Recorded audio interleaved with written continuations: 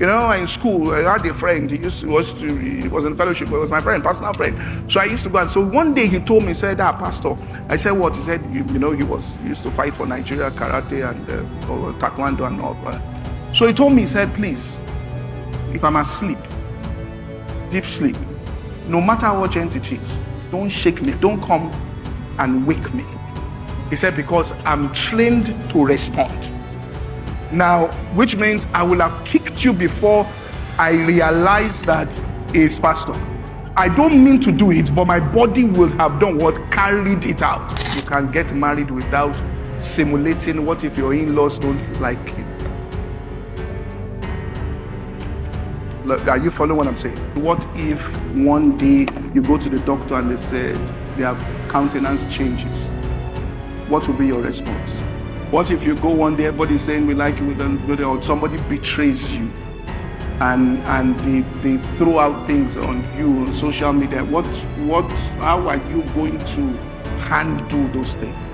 If you haven't gone through that, then what's going to happen is you are going to be shocked and you are going to lose the battle, first of all, in your mind. So you have to be trained to respond in a certain way. Entering into a simulator is the same thing with us. It's really what is called meditation, which means that a general definition is simulation mimics reality by creating a virtual, and this is what you want to do. It's creating a virtual or controlled environment that replicates key aspects of a system or process.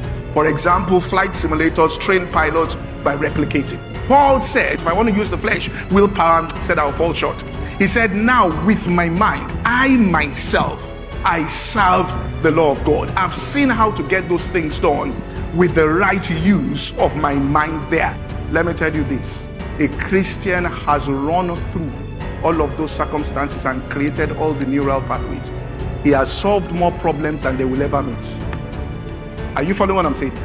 He has solved more problems, which means that you get to the point where you're a giver of life. Not that you have solved it. You have created neural pathways. You have a good job. What if they come out and say, we are sorry? Okay, the company collapses. What happens to you? What will happen in 3 months? What happens to the mortgage? What happens to this?